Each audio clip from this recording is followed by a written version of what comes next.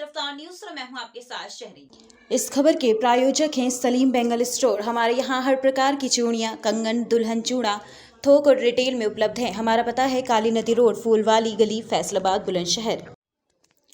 AIMIM party के राष्ट्रीय अध्यक्ष बैरिस्टर असदुद्दीन ओवैसी दूसरी बार पहुंचे बरेली। आपको बता दें, एआईएम पार्टी के बढ़ते जनाधार को देखकर गदगद हुए ओवैसी बरेली के 123 विधानसभा B3 में सभा को संबोधित कर 14 फरवरी को जनता से वोट की अपील। मुसलमानों का एम्पावरमेंट नहीं करना चाहते। उनका जो वादा था 2012 में कि रिजर्वेशन देंगे, रिजर्वेशन नहीं दिया। शिक्षा के बारे में कुछ नहीं किया, मगर ई रिक्शा ज़रूर देंगे कि आप गरीबी में रहिए। तो इनके तमाम वादे झूठे हैं, जो घोंसले हैं। इनको कोई एम्पावरमेंट से मतलब नहीं है, हिस्सेदारी से मतलब नहीं है। हम भागीदारी परिवर्तन मोर्चा में कह रहे हैं कि अगर सत्ता उत्तर प्रदेश जनता देती है तो एक डिप्टी सीएम मुसलमान को बनाएंगे, द्वितीय पिछड़ा को बनाएंगे। बस बोलो अखिलेश, तुम बनाओगे? नहीं बनाओगे। तुम यही चाहते हो कि आपको सत्ता मिले और फिर आपका परिवारवाद चलता रहे। और जो बचे कुचे जो मुस्लिम नेता समाजवादी में, उनसे मैं कहना चाहूँगा, आप रहें, आपका इख्तियार है। मगर अखिलेश यादव आपको जो लॉलीपॉप दे रहा है MLC का, वो भी पोस्टपोन हो गए अप्रैल में। अब अप्रैल में तुमको कौन याद रखेगा भैया? तुम्हारी अहमियत तो मार्च के 7वें फेज तक है।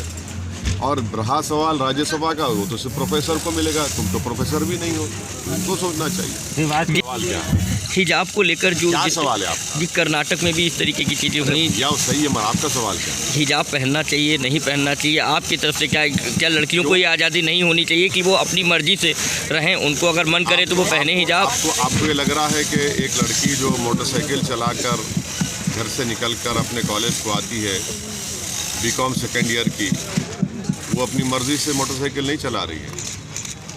अब बताइए आप। नहीं चला रही है, बिल्कुल चला रही है। आप पिता हैं या मैं पिता हूं और मैं अगर मोटरसाइकिल दिला रहा हूं अपनी बेटी को जो सेकेंड ईयर ग्रेजुएशन में है, तो जाहिर है उसकी मर्जी उसमें शामिल है। और एक बात समझिए, आप लोग से मैं गुजारिश करूंगा कि सुप्रीम कोर्ट का जजमेंट है पुट्टुस्वामी का, जिसमें सुप्रीम कोर्ट ने साफ कह दिया कि भारत के संविधान में अब चॉइस एक फंडामेंटल राइट है। कोई किसी को मजबूर नहीं कर सकता कि कौन क्या पहने, कौन क्या खाए। संविधान कॉलेज या स्कूल में जाने से सस्पेंड नहीं होता। संविधान एक लिविंग डॉक्यूमेंट है और कर्नाटका की सरकार ने डेलिबरेटली इस मसले को उठाया क्योंकि वो पॉलिटिकली ग्राउंड लूज कर चुके हैं। कर्नाटका के मुख्यमंत्री ने अपने ही विधानसभा में म्यूनसिपल इलेक्शन हार चुके हैं और जो नोटिफिकेशन उन्होंने जारी किया वो भारत के संविधान के आर्टिकल 14, आर्टिकल 15, आर्टिकल 19 और 21 के खिलाफ है। और एक बात समझिए, केरला हाईकोर्ट का एक जजमेंट है जो कहता है कि मुस्लिम महिलाओं का जो हिजाब, निकाब और जो चादर है वो रिलीजन इस्लाम का एक बेसिक एसेंशियल फीचर है। तो जब एसेंशियल फीचर्स केरला हाईकोर्ट ने करार दे दिया तो आप इनको क्यों रोक रहे हैं? और प्रधानमंत्री का ये दावे झूठे साबित हुए। प्रधानमंत्री अगर पार्लियामेंट में लोकसभा राज्यसभा स्पीच दी, इस बारे में क्यों जिक्र नहीं किए? प्रधानमंत्री तो बोलते बेटी बचाओ बेटी पढ़ाओ, तो जब बच्चियां पढ़ना चाह रही, मुस्लिम बच्चियां हिजाब पहनकर, आप क्यों रोक रहे हैं उनको? और प्रधानमंत्री ट्रिपल तलाक की बात करते हैं बच्चों रैली में, इसकी बात करिए ना आप। क्या मुस्लिम महिला आपको पसंद नहीं है कि जो हिजाब और निकाब पहनकर भी एम्पावरमेंट हासिल कर रही है? तो प्रधानमंत्री की और उनकी सरकार, चाहे वो देश में हो या कर्नाटक में हो, वो नहीं चाहती मुस्लिम महिलाओं का एम्पावरमेंट। ट्रिपल तलाक से किसको फ़ायदा हुआ? नुकसान हो रहा है सबको, मुस्लिम महिलाओं को।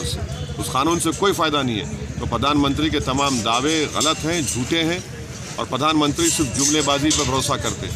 एक लफ्ज़ नहीं बोल सके कर्नाटका में जो एक बच्ची को घेर लिया गया, बच्चों को रोका जा रहा है। क्यों रोक रहे हैं? पढ़ने से रोक रहे हैं ना उनको आप। तो ये नफरत की निशानी है और कुछ नहीं। लखीमपुर हिंसा पे पहली बार प्रधानमंत्री जी बोले हैं और लखीमपुर को लेकर पहली बार प्रधानमंत्री जी बोले